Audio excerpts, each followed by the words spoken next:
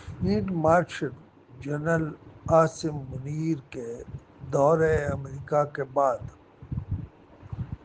اب کچھ حلقے ان کے خلاف پروپیگنڈا بھی کر رہے ہیں، اور وہ حلقے وہ ہیں جو یہ نہیں چاہتے کہ جنرل عاصم منیر اتنے مقبول ہوں۔ لہٰذا انہوں نے پاکستان میں بحث کیا شروع کر رکھی ہے۔ بحث یہ ہے کہ کیا پاکستان میں امریکہ کو اڈے ملیں گے، یعنی پاکستان امریکہ کو اڈے دے گا۔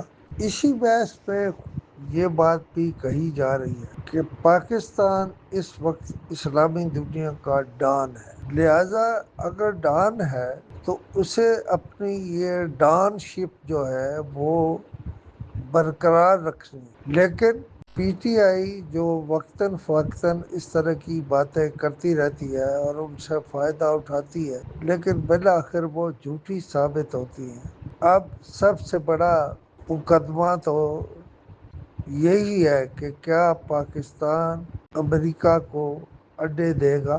میں اپنی ذاتی بات کر رہا ہوں کہ میں سمجھتا ہوں کہ اڈے نہیں دے گا، لیکن پی ٹی آئی زور شور سے یہ کہتی ہے پاکستان اڈے دے رہا ہے یا دے گا۔